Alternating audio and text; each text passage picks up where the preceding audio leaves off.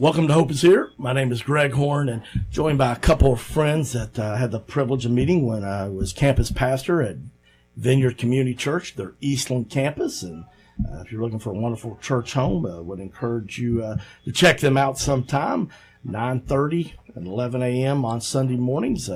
Phenomenal communicator, and Kevin Clark, and just a lot of wonderful, wonderful people. In fact, when I'm not preaching, which right now I'm currently pastoring a church, I go and attend there. But Tom and Amber are friends that I met back during my time at Vineyard.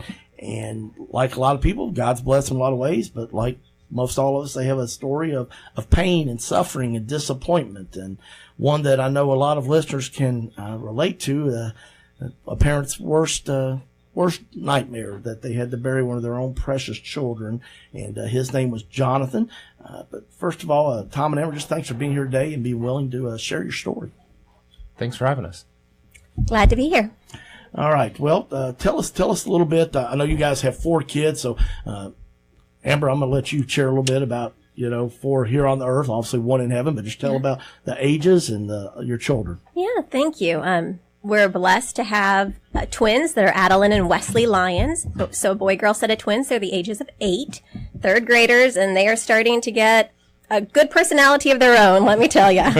And then we'll talk about Jonathan, but he came after them. Okay. He passed away. Then we were blessed with a little girl named Tori, actually Victoria, and so she'll be turning 4 this Sunday on November 18th. And she is just a little pistol and a spitfire, and she is just full of life and energy. And she's been just great to have as part of the family.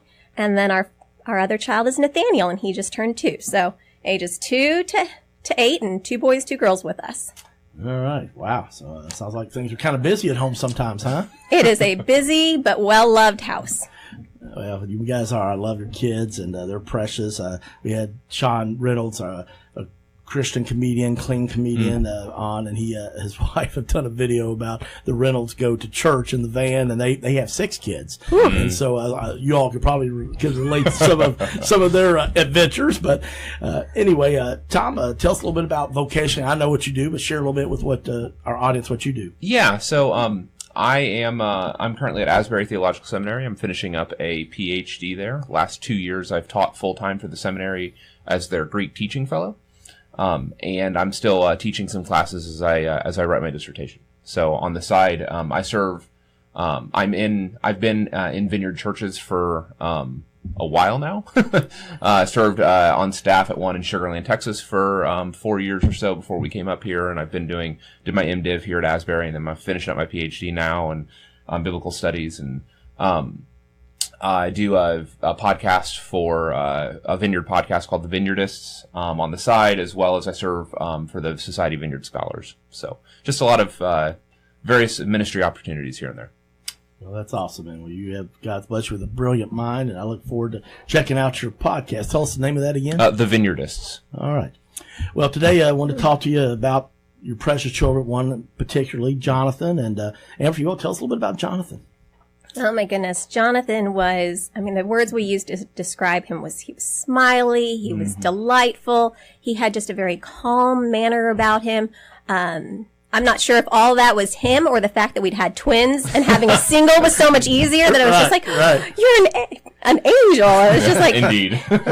It was just one of those moments where I was like, this is enjoyable. And that was one of our deciding factors in having another child after the twins was the twins were overwhelming, and it was just a rush into parenthood. And so I really had kind of missed some of the baby stage. And so really was just, in having another child, wanted to just enjoy that experience more fully. And we had 93 days with Jonathan before he passed away, and they were just healing from a parenting standpoint to get to enjoy to parent a new child. And then as we lost him, just devastating as well. And learning what love is like when you're loving somebody that's not here. Amen. All right. Well, Tom, can you share about that day where, the phone call you got and just about what happened? Yeah. So we were in the 3rd day of daycare. We had just started. Our twins had been at this individual's home. She'd been watching them, and so it was the 3rd day of Jonathan being in the mix as well. The prior 6 weeks, I had the opportunity and the honor of watching him personally. But this is we had just dropped him off. This is at the end of that first week, and I was in my doctoral advisor's office when I got the call from our nanny. She was breathless, and she communicated that Jonathan wasn't breathing. He had went down for a nap, and when she went in to wake up, he wasn't breathing. And so I, advised her to call 911, which she had. I told her to attend to him, and I would call Amber. And so I did. Tell us, Amber, about that for you. You get that phone call from Tom? Yeah, I get the phone call from Tom. I was actually in another conversation, picked up the phone, said, "Hey, can this wait?" And he said, "Absolutely not." He shared what was going on, and I mean, I still know exactly where I was standing at that moment in time. And, so I told the person I was talking with, my son's not breathing. And so they amazingly stepped in at that moment, and they actually took me to the hospital so that they said, "You're not in any condition to focus on driving." And it was just amazing how people from the minute that it started stepped in to help. And, it was one of those things where, and we'll get to this, but you ask God so many questions that don't have an answer. And yet from the minute it started, he provided help, not to remove us from the valley, but to help us walk through it. And it's 5 years now, and we're still walking through it. And we still continue to see God's faithfulness in little steps, even though there's never going to be a good answer. Well, I love the part that you just said there that, you had a lot of questions. Why? And I'm so thankful, and I think that you'll agree with this, that, we have a relationship with a God that it's okay to ask those questions, isn't it? He's big enough for all of our doubts, and he welcomes us to come, and he'll work through us, and work with us as we go through those doubts. And I remember one time, and it's still a growing process, but I remember him telling me, "You'll learn to trust me again, and I'm big enough for that doubt, and I'm patient enough to wait." Wow. And so we're not there yet, but he hasn't given up on me yet either. And he reminds me regularly he's still there.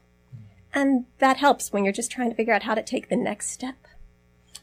Well, I have no doubt in my heart that somebody's listening today. You're like, wow, I thought I was the only person that feels like this. And, you're hearing from Tom and Amber, it's been 5 years, and yet there's tears in Amber's eyes, and, it still hurts. And yet they're still talking with God, and he's showing them little signs that he's still there, yet it still hurts. And so for some of you today that you're just so discouraged because of a really painful wound like what Tom and Amber went through, I want to let you know you're not alone. And that's why I brought Tom and Amber on here today. So it hurts still 5 years later, absolutely. But they're still trusting God. They're still seeing God work. And I hope it'll encourage you and give you hope for another day. So, Tom, you had to make that dreaded phone call to Amber. What happened next? So I jumped in the car, and it's a 30-minute drive in from Wilmore. Like, it's a 25 to 30-minute drive in to the UK hospital, to the emergency pediatric. And so I remember driving in and just praying that God would do a miracle this day. And to put things in perspective, my doctoral advisor is Craig Keener, who's one of the foremost experts on miracles in the world. He's just published on this. I am inundated in what God's miraculous activity, like just research and scholarship on God's miraculous activity in the world today through Craig. As well, I'm Vineyard. And so I've prayed for people, and I've seen people healed, and I've seen God do the miraculous. I've seen the kingdom come in small and in big ways in the midst of us. And so there's a degree to which, I knew God could do this, and there's an expectation that God would do a miracle, and he did, just not the miracle I wanted that day. And so I drove in. When I arrived at the hospital, one of the pastors of the church who was in our home group at Vineyard, was already there. He had met us. He had beat me to the hospital. And Micah was there to help us with anything that he could. As he met me, the nurse came out and said, "Is the father here yet?" And I was there, and she took me back into the emergency floor. It was surprisingly quiet. The room was still as I walked in, and all of the cubicles, like little beds, the areas were all quiet, and everybody in the floor was huddled around a single alcove. and I saw all of the first responders, the fire department and the paramedics and those that were there. They were all huddled around this alcove as doctors and nurses busily worked on our son. In the middle of those first responders was 2 chairs with my wife sitting in one. There was probably 20 or 30 people watching, anxiously waiting to see what would happen. Do you want to talk about your experience there at all, babe? As you're sitting there, Amber, and you know that your child, they're fighting to try to put your breath back into your child's lungs. Share with us what was going through your heart, through your mind as a mom. It was that moment where you go, this can't be happening. Like, pinch me, wake me up from this dream. And you just sit there, again, I've been a Christian for many years, and it's like, Lord, you're big enough to do this. Like, show up. Come on, get here. What are you waiting for? And just like, how is this going to turn out?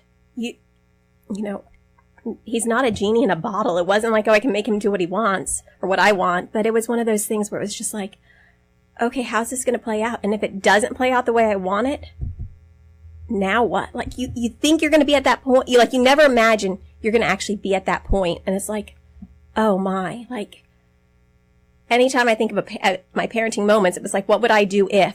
And that was so horrific. I could never imagine what I would do in that moment. Mm-hmm. And then I'm facing it. And I think sometimes we in our humanness don't know what to do in that moment. But God really just showed up. He had people surrounding us. He had people working with Jonathan. He had people tending to us. We had a pastor there. And so as hard as the day was, we never felt like he was far either. Mm-hmm. And when they called it, I remember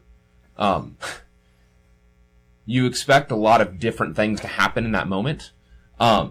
And surprising even myself, when I talk about like God doing a miracle that day, he did do a miracle. It just wasn't the one I expected. And he showed up in a powerful way in and through us. As soon as they called it, my first response, Amber's first response, was to get up and begin thanking the first responders, to thanking the nurses and the doctors for the love and compassion and them pouring themselves out in serving our family and our son. And so our response was not one of anger, even though we were in anguish, but of love and of thankfulness and grace. And it wasn't just, there was mourning to be done, and they gave us space to do that. But our response to them, and then also later that day, God showed up in just a powerful, powerful way. Well, we're going to be hearing more about that. Tom and Amber Lyons are our guest, and they're sharing, they're the parents of 5 children, one that is in heaven now, Jonathan, and they were blessed only to have about 3 months with him, but as you can tell, just a lot of love there for this precious baby boy, but unfortunately he just stopped breathing while he was being taken care of, and as you can hear, just didn't get the results they wanted. I know there's people listening that have been praying for miracles, and God didn't answer it the way they wanted to, but as you've heard Tom and Amber say, God still did answer some of those prayers, and we're going to be sharing and hearing more about those over the next couple of days. So I would encourage you, if you've had somebody that's, had this tragedy of losing a child, having to bury a child, especially a young one, any age, but especially a young one like they did, have them tune in tomorrow or tell them about our podcast, and that's available on our website at hopeishere.today. That's hopeishere.today. CMI is your full-service human resources provider in Central Kentucky. For 15 years, CMI Human Resources has taken great pride in helping organizations and people work. Whether it's employee handbooks or help in filling a position, no job is too large or too small for CMI. Contact the professionals today at CMI Human Resources, 859-296-2800, or online at cmiconsulting.com.